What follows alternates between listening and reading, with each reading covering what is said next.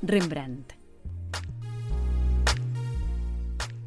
Rembrandt Jamerson van Rijn nació en Leiden, al sur de Ámsterdam, el 15 de julio de 1606. Fue el noveno hijo de Harmen, que era un molinero, y de Cornelia, que era hija de un panadero. Desde 1613 hasta 1620 asistió a la Escuela Latina, que se caracterizaba por los estudios religiosos. Rembrandt es considerado uno de los grandes artistas del barroco, tanto en pintura como en el grabado, el más importante de su época. Le pusieron el título de Maestro de la Luz por su destacable técnica y capacidad de manejar las luces y las sombras.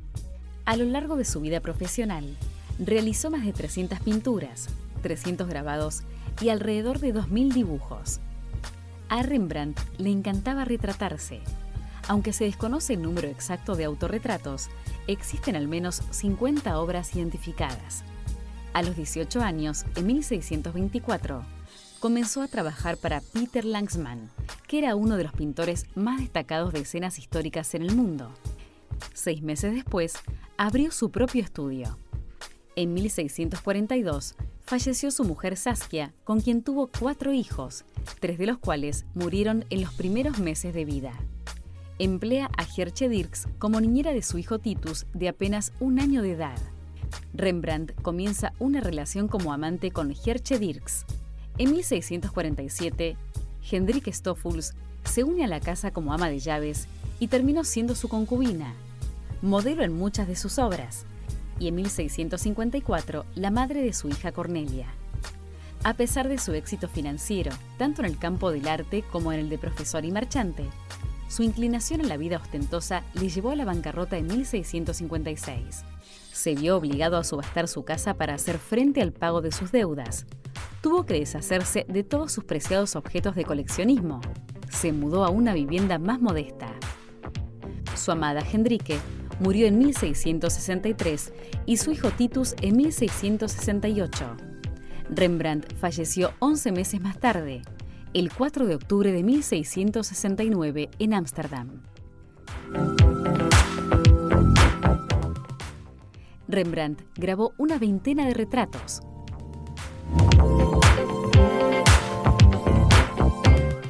Por regla general, muchas de las personas retratadas eran conocidos o amigos de Rembrandt.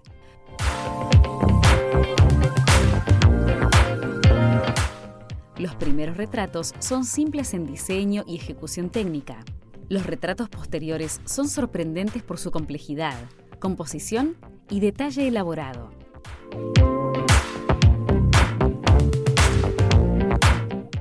Al combinar el agua fuerte con la punta seca y el buril, Rembrandt logró en ocasiones efectos pictóricos en sus retratos que han sido muy admirados.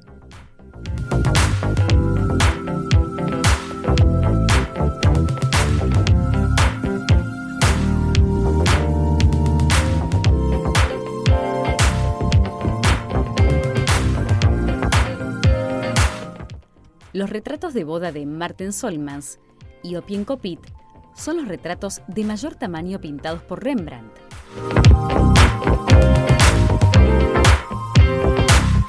Las figuras representadas son de tamaño natural, de pie y de cuerpo entero, un estilo reservado a la más alta nobleza europea.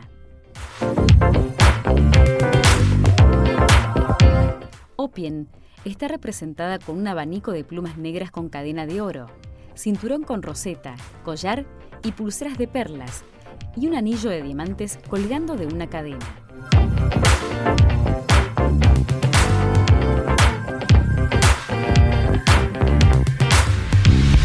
Marten viste un traje de satén negro, cuello y puños de encaje, y enormes rosetones blancos en los zapatos.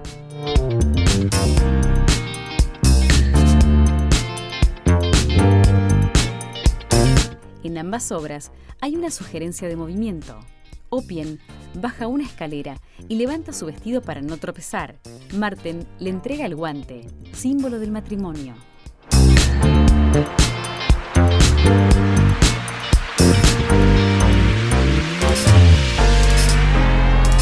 El retrato de Johannes ten Bouwhaert fue uno de los personajes más influyentes de su tiempo. ya que como predicador protestante se convirtió en consejero de gobernantes y hasta del príncipe. Fue un teólogo que apostaba por una línea más tolerante dentro de la Iglesia. Es una obra realizada con mucho detalle, presente en los pliegues de la gorguera y en los relieves de la piel, las arrugas de la cara y la mano. Está de pie, con guantes en la mano derecha, la mano izquierda en el pecho. A la derecha hay un libro abierto contra la pared. Frente a él se coloca un sombrero negro de borde ancho. El doctor Efraín Bueno era un médico judío sefardita de Ámsterdam, que era vecino de Rembrandt.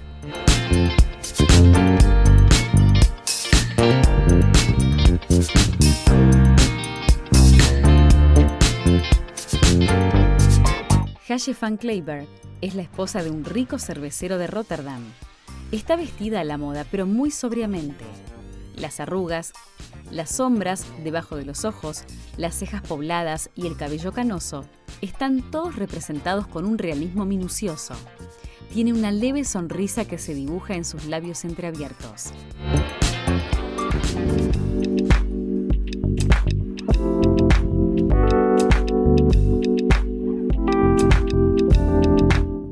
La lección de anatomía del doctor Nicolas Thue fue pintado en 1632. Es el primer retrato de grupo pintado por Rembrandt.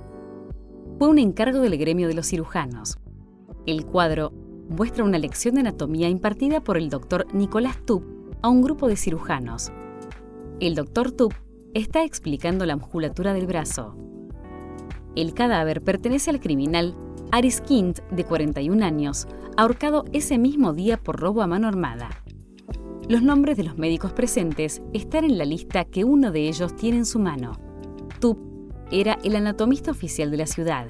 Se permitía solo una disección pública al año en invierno, para mejor conservación del cuerpo, y este tenía que ser de un criminal ejecutado. Podían asistir a la lección estudiantes, colegas y el público en general, a cambio del pago de la entrada. Cada persona mira en una dirección diferente, dándole vida al grupo. El brazo diseccionado es más largo que el derecho, por lo que se supone que el modelo es de otro paciente, y fue agregado más tarde, al igual que la mano derecha, que también es distinta. El enorme libro de texto abierto a la derecha, sobre anatomía, posiblemente es de Andrés Vesalio. Jacob, bendiciendo a los hijos de José. Jacob, ciego y anciano, en el momento previo a su muerte, decidió bendecir a los hijos de José. Rembrandt sitúa a Jacob con los brazos cruzados y a José asumiendo la bendición paterna. Al costado está a Seinat, la mujer de José. Las cortinas que aparecen a cada lado dan un aspecto teatral a la composición, e incluso la manta roja parece que aleja al espectador de la escena. Las expresiones de los personajes están perfectamente captadas. Una fuerte luz se introduce por la zona de la izquierda, iluminando a los personajes y dejando el resto de la habitación a oscuras, resaltándose el volumen de las figuras. Jeremías lamentando la destrucción de Jerusalén. Deprimido, el profeta Jeremías apoya la cabeza en su mano. Está triste por la visión de Jerusalén destruida. Al fondo se ve la ciudad en llamas. Rembrandt aumentó el drama con fuertes contrastes de luz y oscuridad. Aparece una figura que huye del fuego cubriéndose los ojos. Sería el rey Sedecías, capturado y cegado por los soldados. Jeremías tiene cerca de sí objetos preciosos que le fueron dados por Nabucodonosor. El fondo está pintado en tonos marrones. Se destacan las vestiduras bordadas, los objetos de bronce y la intensa iluminación de su rostro apesadumbrado.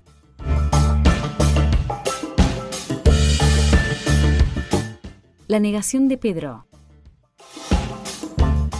Mientras los sumos sacerdotes interrogan a Jesús en medio de la noche, Pedro lo espera afuera. Una criada lo reconoce como un seguidor de Jesús, pero Pedro tiene miedo y lo niega 3 veces. En el fondo a la derecha, Jesús está siendo llevado, volviéndose hacia Pedro, quien lo negó.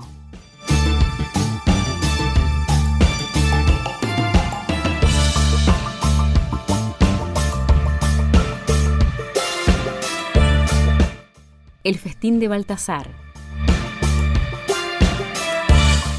El tema de la obra es un episodio del libro de Daniel. El rey Baltasar de Babilonia celebra un banquete en el que los comensales toman bebidas y comen en cuencos y vasos saqueados del templo de Jerusalén por Nabucodonosor. En medio del festín, surge una misteriosa mano que escribe un enigmático mensaje en la pared. Nadie salvo Daniel pudo interpretarlo. Tu reino está contado, ha sido pesado y hallado escaso. Tu reino será repartido entre los medos y los persas. Las expresiones de las figuras demuestran sorpresa y temor ante la inscripción misteriosa.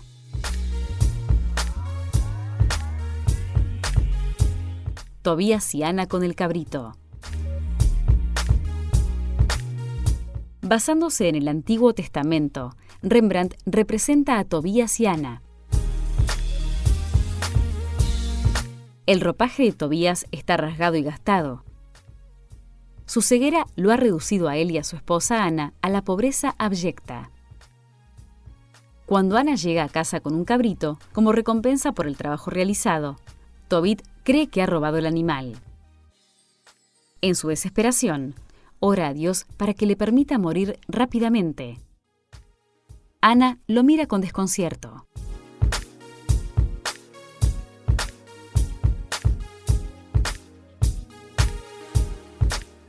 La ronda de noche, o la ronda nocturna, es el nombre por el que se conoce comúnmente a una de las más famosas obras de Rembrandt. Este cuadro es una de las joyas de la exposición permanente de Rijksmuseum de Ámsterdam.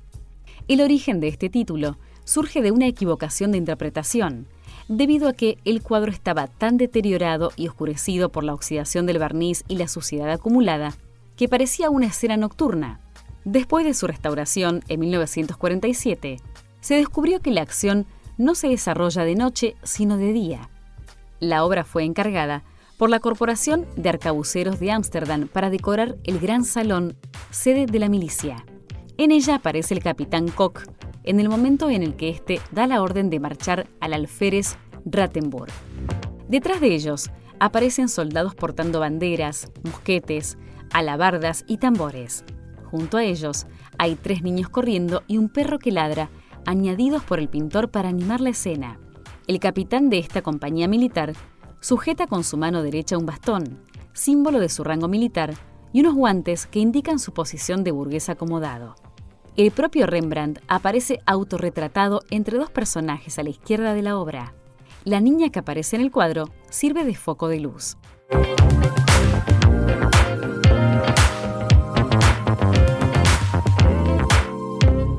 Isaac y Rebeca, conocidos como la novia judía. Para evitar ser asesinado y que el rey Abimelech capturara a su esposa, Isaac ocultó su amor por Rebeca, fingiendo que eran hermano y hermana. Sin embargo, su intimidad los traicionó cuando pensaron que no los estaban espiando. Rembrandt los retrata en un momento tierno. Aplica la pintura de forma espesa y la raya con la punta de su pincel.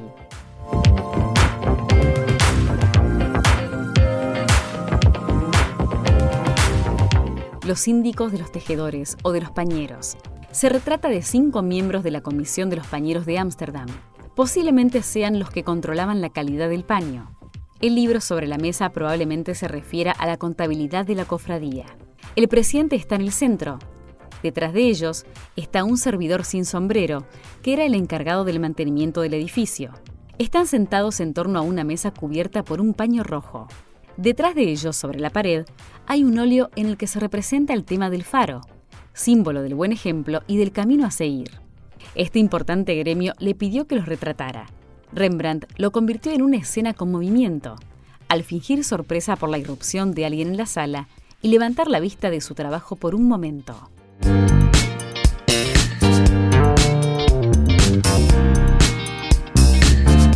Paisaje con puente de piedra.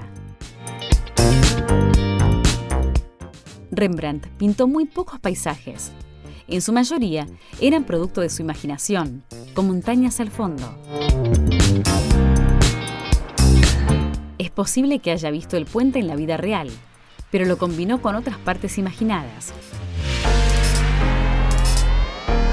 La luz es protagonista a través del rayo de sol que atraviesa las nubes, haciendo que las nubes tormentosas que se acercan parezcan aún más amenazantes.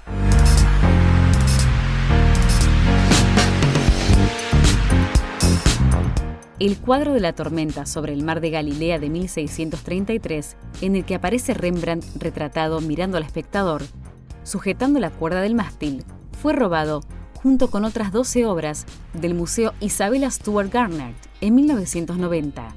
Se ofrece una recompensa de varios millones de dólares para quien pueda dar pistas sobre su paradero. La pintura muestra uno de los primeros milagros de Jesús, narrado en el Evangelio de San Marcos, cuando Jesús calmó las aguas en una tormenta en el lago Galilea. Uno de los discípulos sucumbe a la violencia del mar vomitando a un lado. En medio de ese caos, solo Cristo a la derecha permanece tranquilo. Varios hombres alrededor le suplican que calme la tormenta. Se trata de la única marina realizada por Rembrandt.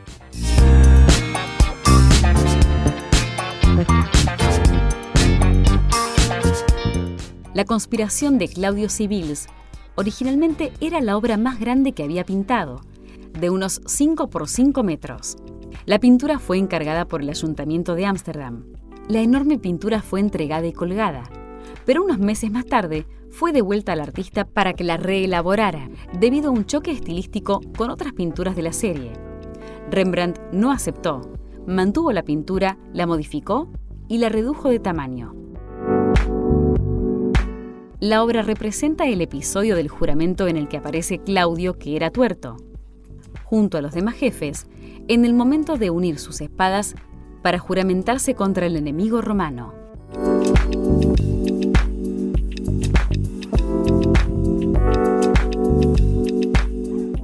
El rapto de Europa. El cuadro se inspira en una historia de la mitología griega. En la Metamorfosis, Ovidio cuenta que Europa era una princesa fenicia a la que Zeus raptó en forma de toro y se la llevó desde las orillas de lo que hoy es el Líbano hasta la isla de Creta. Europa estaba jugando con sus amigas en la orilla del mar cuando se les acercó este extraño animal, manso como un corderito. Fascinadas con él, Europa se sentó sobre el lomo del toro, momento que aprovechó el dios para salir de estampida hacia el mar y llevársela nadando hasta Creta.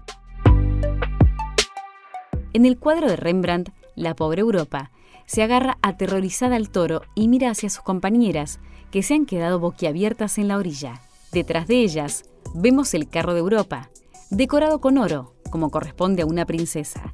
Y más al fondo, una ciudad costera con un puerto, que probablemente sea una alusión a Ámsterdam.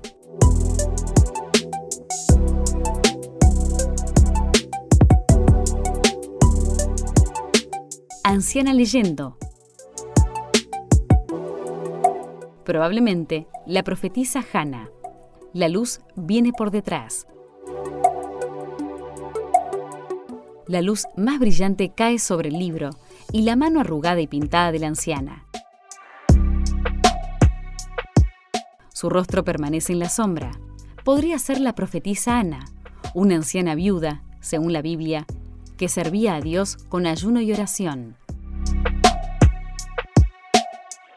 Cuenta la tradición que la madre de Rembrandt fue el modelo de este cuadro.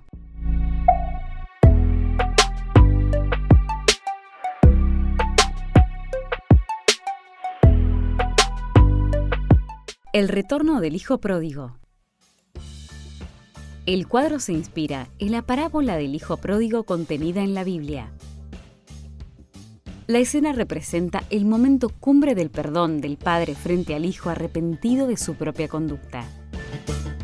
Rasgo de arrepentimiento es que comparece con el cabello rapado y se arrodilla ante el padre. El anciano lo recibe con un gesto amoroso y casi protector. Coloca las manos amorosamente en la espalda del hijo. Se observa que un brazo del padre es de hombre y el otro de mujer. simboliza que Dios es padre y madre a la vez. A la derecha está el hijo mayor. Viste de una manera lujosa y con un yelmo dorado.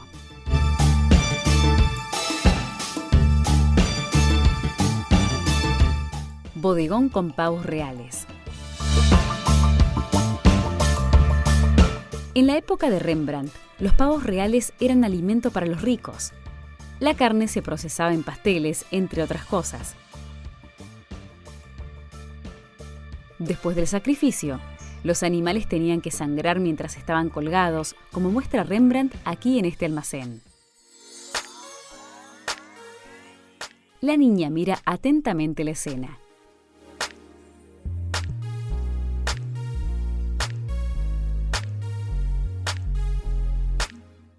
Rapto de Ganímedes.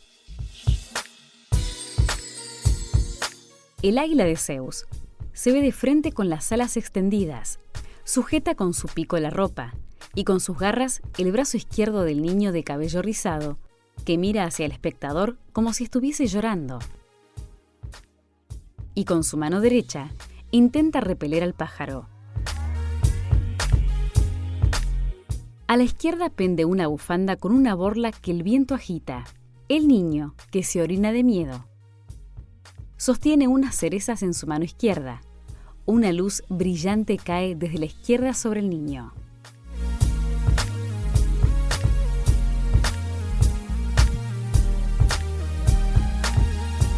Compañía musical. Pintado cuando Rembrandt tenía solo 20 años. Una joven con un vestido elegante y zapatos rojos está sentada junto a una mesa con un cancionero abierto en su regazo mientras canta. Un hombre con traje oriental y turbante toca el cello y otro toca el arpa. A la derecha se observa a una mujer mayor con un pañuelo en la cabeza, mirando cuidadosamente y con misterio toda la escena. Se observan libros esparcidos en el suelo, un violín y un laúd. En la pared se puede ver una pintura que muestra a Lot huyendo de Sodoma.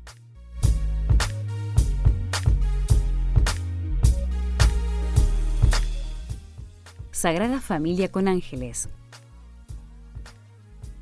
La pintura se centra en el taller de carpintería de José, que está en pleno trabajo. En primer plano, iluminado por una luz que parece venir de abajo, están María y Jesús en el pesebre. Los ángeles descienden hacia la madre y el hijo. Uno de ellos tiene los brazos abiertos en actitud protectora. La escena está poco iluminada. María tiene en su regazo un libro abierto, probablemente la Biblia, que parece haber dejado de leer para ver al niño dormido. Rembrandt representó escenas de la vida cotidiana en más de 50 de sus grabados. Reflejan su gran interés por personajes callejeros como mendigos y músicos ambulantes. Muchas de estas obras se realizaron al principio de su carrera. Casi todas estas impresiones son pequeñas. En algunos casos, trabajó en detalle una escena callejera. El buhonero de veneno para ratas es un ejemplo. Este fue uno de los grabados más populares de Rembrandt en el siglo XVII.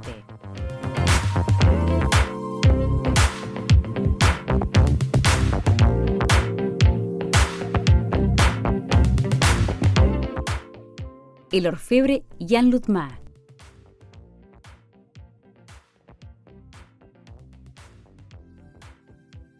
Jan Lutma fue un orfebre muy famoso. El anciano orfebre tiene en la mano derecha lo que parece un candelabro, y sobre la mesa se ven sus instrumentos de trabajo: el martillo, los punzones y un recipiente en forma de cuenco para beber con una decoración barroca, quedando así perfectamente definida su profesión.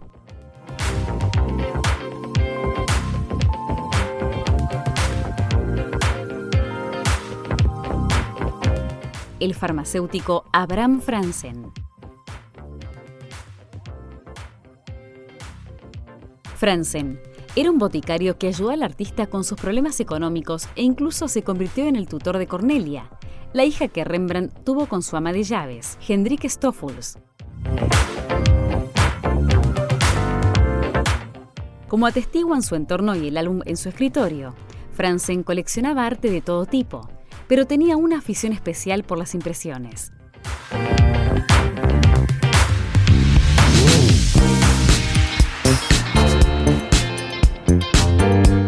retrato del constructor naval Jan Rijksen y su esposa, Johannes Peter de Frey.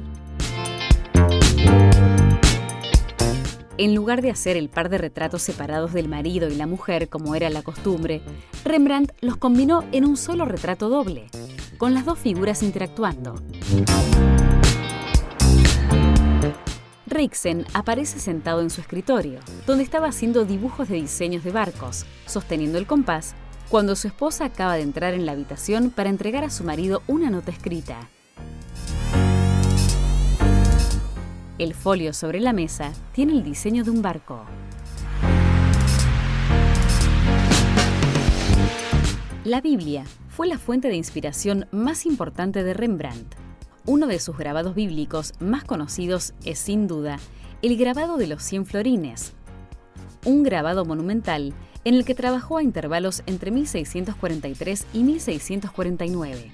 El tema está tomado del capítulo 19 del Evangelio según San Mateo.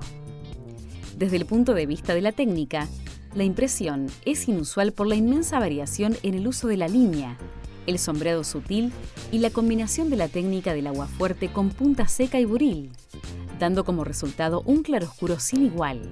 Ningún otro grabado de Rembrandt tiene una calidad pictórica tan tremenda como este.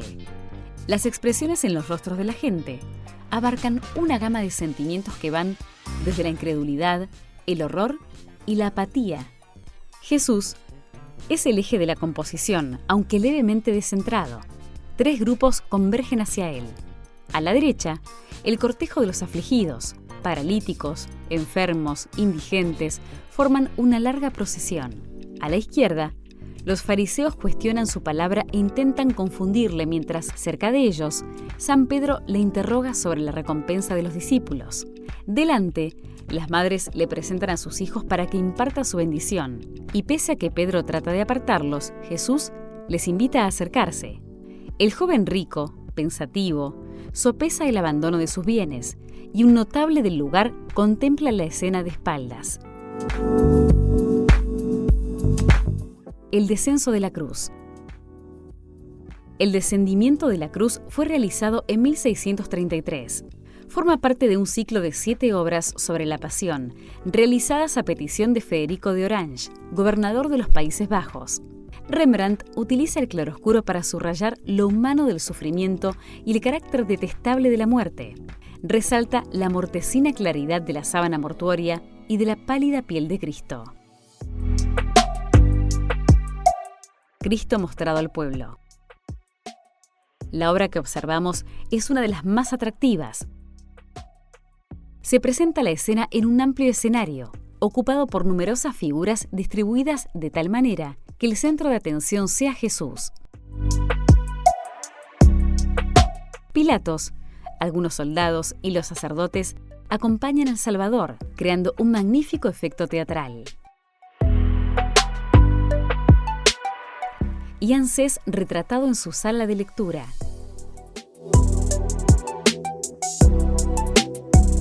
Jan Sés fue magistrado, coleccionista de arte y mecenas de las artes en Ámsterdam. Fue nombrado alcalde de la ciudad en 1691. Está representado de pie, un poco alejado, en la oscuridad de su estudio, rodeado de sus objetivos favoritos y concentrado en sí mismo. Retrato de Clement. Clement de Jonga era un editor y vendedor de mapas, libros y estampas establecido en Ámsterdam desde 1646. De Jonga aparece sentado de una manera informal, a plena luz, en primer plano, y en una puesta en escena despojada de cualquier cosa que pudiera dar alguna indicación sobre su personalidad, su trabajo y sus gustos.